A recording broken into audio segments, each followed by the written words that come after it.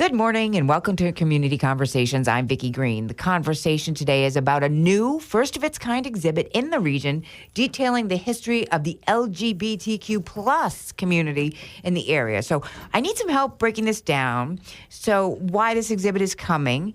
And I invited my guest today, who's here, is Professor Rob Tobin from Clark University. He's a curator of this exhibit. Welcome, Rob. Thank you. It's great to be here. Thank you. He is the Henry J. Lear Chair in Languages, Literature, and Culture at Clark, the author of 3 books, and the list of his incredible accomplishments goes on. But today we're here to talk about something that's coming up this spring that I think it's coming up in Worcester, but it's relative to anyone within driving distance.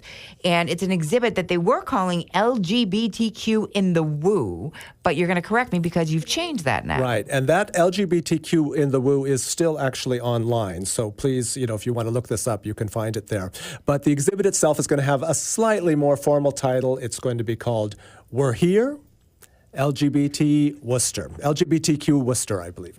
So is the plus in there or not? I think, that's a good question, but I believe it is. So LGBTQ, maybe even I plus Worcester. But plus? Yes. But we'll be talking about these things. Yes. Well, that brings me to my next point. So as I did my research for this, and before we get into what the exhibit's all about and why we're doing this, focusing on the LGBTQ community plus I want to make sure I understand and my listeners understand the nomenclature.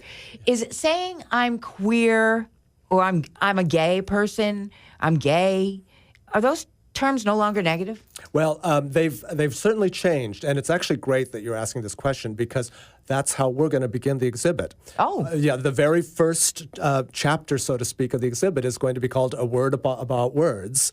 So we will definitely have the LGBTQ, which stands for lesbian, bisexual, gay, trans, and queer. And as I said, I'm pretty sure we have the plus in there, and I'm pretty sure we're going to have I, which stands for intersex. These are people who are born with ambiguous genitalia and choose then actually to stay at that level. Uh-huh. Now, the question of whether any of these words are negative or positive, actually, I think in a way they still are. So gay has basically, they still are both. So gay is basically the accepted term, but my understanding is it's used as a negative term among, and teenagers. They'll say something is so gay or something as a negative term. My friends don't use that, so I actually don't hear that very often. But would you find that offensive as a gay male? I'd have to hear the tone. If I don't think it's the right term to use, but like instead of saying that's stupid, somebody says that's gay. That would upset you. I'm a pretty mellow guy, so probably if it was someone who I otherwise knew was an okay person, I'd be like, hey, I'm gay, and then maybe they wouldn't use that word anymore. But it wouldn't get me too upset. Queer is very interesting. So. Academics, people like myself, and young people have pretty much embraced that term entirely.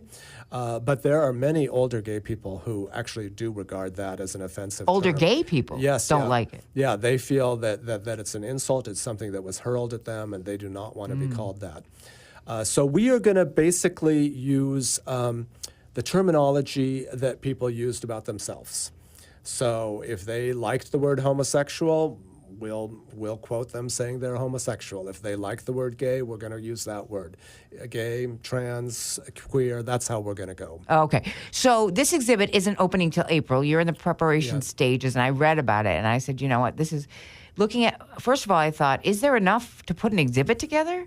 I've been in the city a long time, in this area a long time, and I'm thinking the history of the LGBTQ community is how it's a lot of history. And what are you pulling together for this exhibit that's going to be, I should say, at the Worcester Historical Museum in April? Right, yes. And we've settled on the opening. It's maybe a little tentative, but I believe it's going to be April 25th is going to be the opening gala event. And it will be there from April through September. And honestly, we think we've got too much for the room. Really? Yes. So we have, just as a quick overview, we have bars and other social places going back to the 50s. Do you mean actual material from the bar or photos? Yeah, well, we have material from the bars wow. or written material about them or memories.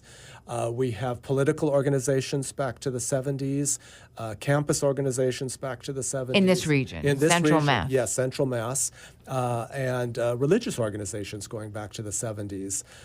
Then I know we'll talk about AIDS in a little bit later, but we have an AIDS organization going back to the late 80s, early 90s. And then we have a whole variety of social groups that have popped up basically from the 90s on for the elderly and for youth, as well as The elderly, see, I don't think about that. it's there's just so much going on. And then we have one other section of artists, musicians, poets, and some of those actually go way back. So Elizabeth Bishop was born in 1909, and she's a lesbian poet who was born here and also is buried here. Oh, that's right, I read about that. Yes, yeah. And then, is there any other anything else come to mind? Maybe one or two little glimpses you could give us, because there's going to be a digital curation of this Yes, too, right? So right. it's going to live on and on and on Right. after the physical exhibit Yes, ends. yes. In fact, digital curation, and then also we're thinking of this exhibit as a reporting back. So we're fully anticipating that when people arrive, they're going to yell at us and say, "What? You didn't include my organization?" And then what we're going to say is the Worcester Historical Museum is using this as kind of a marker to say, as of now, we want to collect this information, so let us know. But oh goodness, there's so many interesting things. So we had a very early 1970s effort to get an anti-discrimination ordinance through. It failed. For the state or the city? For the city of Worcester. It failed, but such efforts failed throughout the country. And efforts are still failing, which we'll get to. Yeah. So that's an example of interesting stuff. Very early student organizations. We had a church here that was devoted to gays and lesbians. It's actually a national church called the Metropolitan Community Church. It still exists nationwide, but they were right on essentially the corner of Wellington and Maine, and they had So downtown Worcester, yeah, and they had a little congregation, weekly bulletins. It's one of our source materials, and That must be amazing looking back, because you originally are from the Pacific Northwest, Yes, right? You grew yeah. up in Oregon. However, you went to school at Harvard, Yeah. Princeton. So you I taught in Washington State. and then I came here. You were in Germany. You've been everywhere. So you came here in 2008. So to 10 plus years ago. Why do this? What do you think of when you got here? Massachusetts is a very progressive state. Yep. Did you see any difference having grown up? You came to college here, but having grown up in the Pacific Northwest, as to how the gay community was viewed here, or treated here, was there a difference? Well, Washington is also a progressive state, so I had been there for about 20 years. So the overall politics was somewhat similar. In fact, I think of Washington is a liberal state with a big city on the coast, Seattle, and it gets more conservative the further away you get. And Massachusetts is sort of similar too, in that there's the Boston is kind of the Seattle of Massachusetts, and as you go inland, you get away from that. So I was not too surprised by the overall politics, but I had been in a very small town, a small college town of 20,000 people. So unlike most people, for me, Worcester was like the big city, whereas a lot of people who come to Worcester think, that It is a big city. It's the second biggest city in New England. Right, exactly. But people who are coming from New York or Boston are like, well, where's the scene? So I was very excited. And back then, there were between 2 and 3 gay places in Worcester. So I was kind of excited because you would start at one and go to the other, right? And maybe even a third. And outside of Worcester, were there any? I didn't. There probably were, but I myself, and if we're asking about when I moved here, I wasn't that familiar with that. So I don't think I was aware of. Didn't venture out. Yes, yeah. So it is interesting to me that the concept. Where did the concept from this come from? Right. Who sat down and said, you know what, we need to look at the history in Worcester of the LGBTQ community. Right. This is important. Yeah. No one's ever done this. Why now? Why do it now? This is an important year as well, right? Yes, absolutely. 50th anniversary of the Stonewall Inn, which what, I had to look that up myself. Yeah, I'm just over 50. Yes. So I was a very little child when infant when that happened. But Madonna brought it back up, the whole thing up again, because this past New Year's Eve, she showed up on the site, the bar that's there now, right? And at the site to give a concert and bring attention to that. So can you explain a little bit about what the 50th anniversary of the Stonewall Inn in Greenwich Village, right? Yes. Was, and why that's important to this exhibit and part of the timing? Yes. So typically when you do a kind of history of LGBTQ plus America, you would start with the Stonewall riots. Which was in the 70s. Which was 68. That's why I was so young. Oh, wait. No, excuse me, 69. That's why. So that's why 50. Yeah, so 69. that's why we're doing 50 years now. Excuse me. So 69. And the history goes way back further. In fact, some of my other books are about like the 19th century. But the reason why people start with Stonewall is that in America, it's the first time that that the residents of a gay and lesbian space resist when they are being arrested. So at this time, they were just arrested for being who they were, right? Yes. So homosexuality was illegal in all but one state. Somewhat surprisingly, the one state was Illinois. They had legalized, I think, in 61 or something. So it was illegal everywhere. And so any homosexual was basically under the constant threat of being arrested. At Stonewall, there were just basically a number of gay and lesbian people, drag people, people of color who, for whatever reason, people attribute it actually to the death of Judy Garland. She had just died, so people say that it was that really kind of pushed them over the edge. That may or may not be true. But anyway, they did resist, and they actually resisted for several days. Because the police showed up. Yeah. And there was a big problem. And so people were being dragged off to the police station. And so for about a week, there were riots then. And then people consider that to be sort of the beginning of kind of the modern gay and lesbian movement. So in terms of Worcester, that obviously happened in Manhattan. Right. But here, it's really, I have to give a shout out of acknowledgement to my colleague at Holy Cross, Stephanie Ewell, because she is the one who proposed it to the executive director of the Worcester Historical Museum, Bill Wallace. And she said, we should do LGBTQ history in Worcester as part of the commemoration of 50 years of Stonewall. And so that was the initial point. And then Bill got in touch with me because I've done so much work on gay and lesbian studies. Mm-hmm.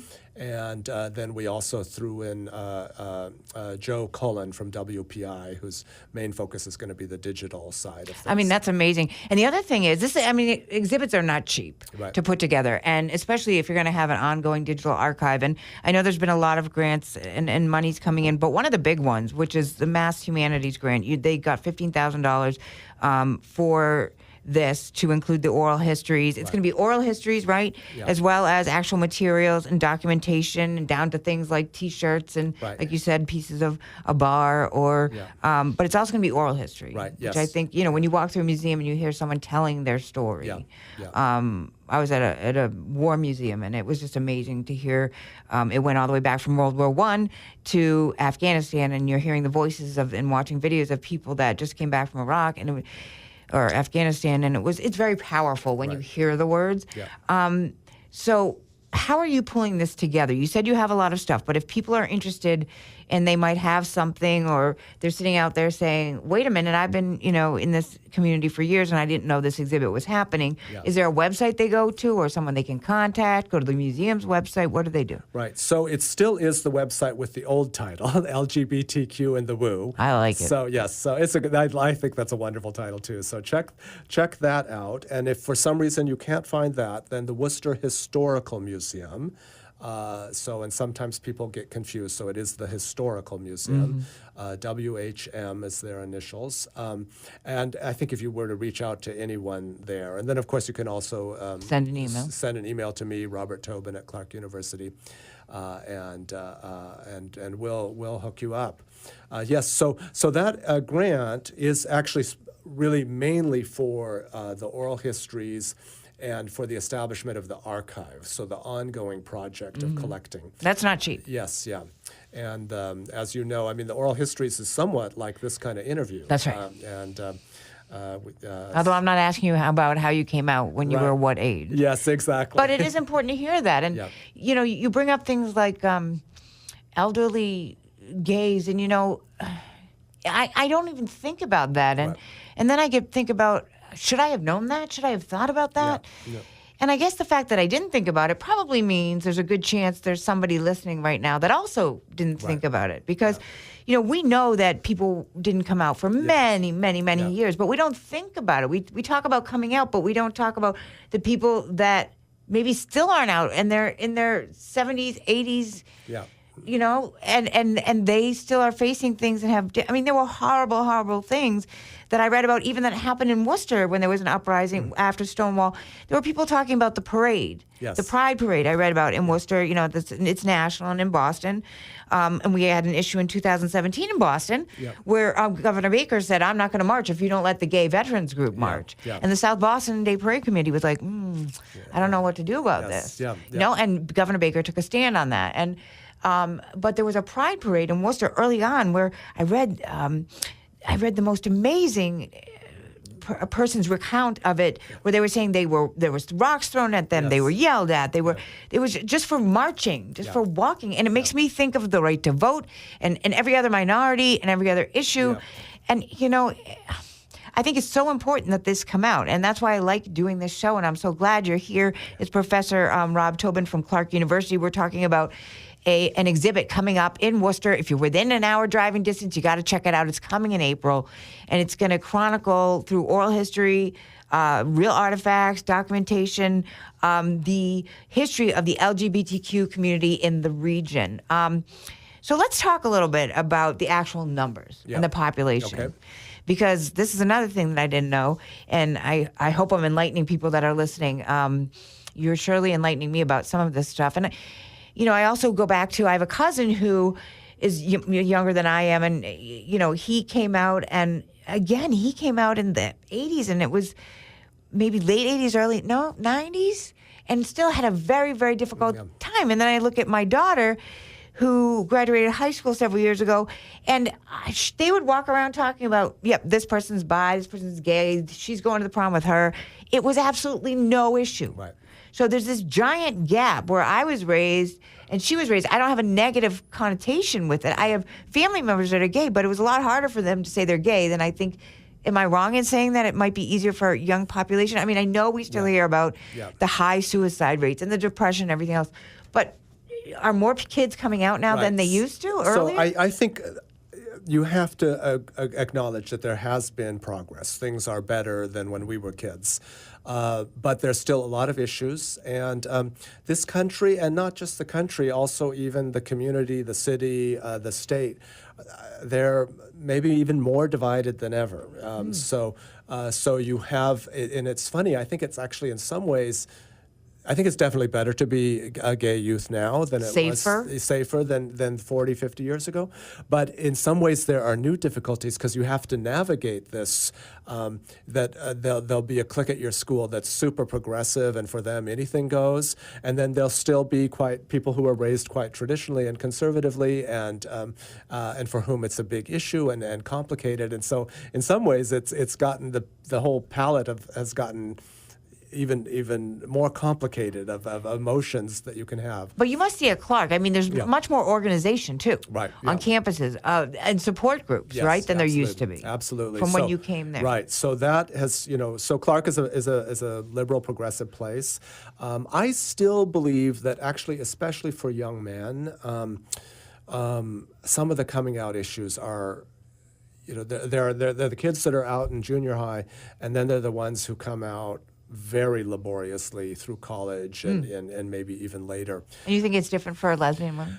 I do, and I know this gets controversial, but I think it has to do with the status of masculinity, that it is possible to be a masculine gay man, but I think you have to kind of have an attitude about your masculinity in ways that I think are less of an issue for women. Now, probably all of my women friends are going to yell at me and say it was just as hard for us. But I feel like as a teacher, I observe a lot more comfort with fluidity among my female students, whereas the guys are like, I'm either gay or I'm not.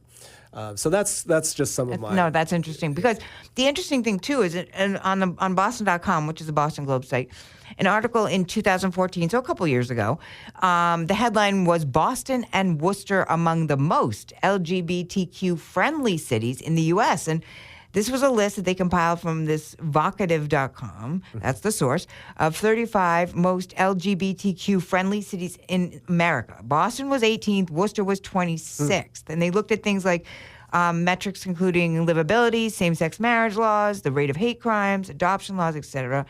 And their data also showed that 5% of adults in Massachusetts are gay and lesbian. I don't know, that's an overall number. That doesn't, They don't break it down by age there. Yeah. Whereas in Boston Magazine, they did break it down, and they talked about the 18 to 24-year-old group, and they were saying 16%. They did a study in Boston Magazine that was published last year that said the state has the second largest LGBTQ population in the nation, which I didn't know. And the data came from a group that's part of the Boston Foundation. Nearly 16% of 18 to 24-year-olds, so the younger portion, in Massachusetts identified as lesbian, gay, bisexual, or something else. So that makes sense given what you just said, that the 18 to 24-year-old population, the number would rise because more people are coming out. It's kind of like cancer numbers rise when more people, because of the technology is better, and more people are getting tested. So are the numbers rising not because there's necessarily more people, but more people are coming forward to say, and they're secure enough to say, I'm lesbian, I'm gay, I'm queer, whatever it is. Is that true? I think that is the case. It's interesting, that 5% figure is interesting to me, because for a long time, we actually kind of in the movement had used a 10% figure. This goes back to Kinsey, who had said that 10% of the population was predominantly homosexual. In Massachusetts? In the world. Okay, so, I think so back in the 50s, he made that. So we kind of relied on that number, but I think actually quite a few surveys and polls that are based on what people self-report, it does tend to be more in that lower number. But also I think the younger people, they just often have a broader definition. So they might, in the categories of bisexual or queer, include all kinds of people who wouldn't have considered themselves gay or lesbian, and so that's why that number gets bigger also. And I got to admit, it gets confusing in LGBTQ plus IA. It does get confusing, but and I wonder, is it confusing for the kids? But that's another topic. But I think talking about this exhibit again, we're talking about at the Worcester Historical Museum in April. It was called LGBTQ in the Woo on the website, but the name is changing to We're Here, LGBTQ Worcester. Yeah. Okay, so it's telling the history relatively from the 70s on up of the region and of the population in the region, and what kind of sources were available to them, what was their history, what was going on, what were the politics, and what was the fun, that was going on, and why were people here. Do you think, if you put on your crystal ball, or you look into your crystal ball, what do you see as issues that are going to either arise that are positive or negative? Oh, that's in Massachusetts. Interesting. As a result of the exhibit, or just what's happening in the future? How about let's start the future, and then let's talk about the exhibit. Okay. So the future. So I think, the biggest issue now and the biggest change now is the way trans issues have moved to the fore. So they are front and center, and so I think we just had that the referendum on the ballot, on the ballot on the trans issues, and that's that was the bathroom, being able to use the bathrooms, and that's going to be repeated in state after state, city after state. People are going to be arguing through that, and here's an example actually of where history is useful. So I have a number of trans students, and they were very upset about having to be voted on. And I said, I get that you are upset. They're upset there had to be a ballot question? Yes, they felt that this was their right. And it had been law. Yes, right. And so they were, why do people get to vote on my rights? And I said, I understand that, but I can also tell you, as a gay man, all through the 70s and 80s, we were having the same kind of referenda about discrimination on the basis of sexual orientation. And in fact, there was such a debate here in Worcester in the early 70s. And and it's frustrating, but we live in a democracy, and you need to actually prove your point. So you go out there and you convince people, and you change minds, and you let them know that you're not a danger. And so I think that's going to be a huge issue as we go on. Interesting. And then maybe also to go back to the gay elderly, I think one of the things we sort of end with is a variety of social groups, gay youth. At the exhibit. You mean. At the exhibit. And, I think what we're going to find is as we move away from discrimination and start thinking, okay, we get it, gay people exist, we're here, so to speak, then it's going to turn out we have a whole lot of day-to-day issues that need to be dealt with. What's it going to be like to retire if you're gay? Is that going to be different from straight people and so forth? Well, we've gone through the marriage and the adoption in Massachusetts. Yes, And wasn't there early on the whole issue in Massachusetts about, spousal support and benefits? Right, yes. So we got the domestic partner, right. which, and now there's actual full-on marriage, yes, yeah. So, a lot of those kind of legal issues we're coming to the end of those, and now we have to get to kind of true sort of social acceptance and the ability the hard part, to be both open and affirming, but also aware of difference and not try to treat everyone as the same, so those are complicated issues. Yeah, and before the show, we were talking about as we finished up, about two things that have been an issue. One, ethnicity. Oftentimes, I just saw a CNN anchor on a talk show. Don Lemon is a black man, black news anchor, and he was talking about the fact that he was talking about gays being, and I can't remember what the news story was in the last couple of weeks that he was referring to, but his point was, why not come out because the person the story was about was also black, and he said, I'm a black man, I've got one, I'm already, in a minority, yes. And I've already had to face so many struggles with that. So coming out as gay is, just another situation like that. So it must be hard to go through this not only once with the color and then twice, and then it's also the elderly, and you throw that in. Yeah. But the other thing too that I want people to think about, that, that you don't hear as much about minorities unless they're celebrity or whatever, and a lot of celebrities are afraid to come out about it. Yeah. But the other thing is AIDS, and I want to wrap up. But when I first came to Worcester, AIDS Project Worcester was first formed right around the time I came in, and it was a big deal. This is the early 90s, and this was in the 80s when, pre-1985, any blood collected was not tested for HIV. And so, I had someone close to me who was affected by that and had family members passing away because they received a blood transfusion. So people didn't understand. Even family members of mine that are very progressive, were concerned because we weren't educated. The public wasn't educated. AIDS was like the cover of Time magazine, right? Mm-hmm. Right after the Cold War, that was the next thing. Seriously. So do you think we've come a long way with that? Is that going to be addressed in the exhibit? Yes, so we will have an AIDS unit. And let me just quickly say about the race issue. We are very focused on what in academics we call intersectionality. So we're the intersection of race, gender, sex. And we do have people of color playing a prominent role politically in the 70s and then again in the 90s. There's an organization that was very active in the 90s, the Gay and Lesbian Latino organization that was Worcester-based. Are they still? The members are around, but I think just not as organized. They'll concede that it's not meeting as regularly. But AIDS is actually a good example of why this exhibit in this city. There are other histories, gay, lesbian, urban histories, but they tend to be big places and famous places: New York, San Francisco, Boston.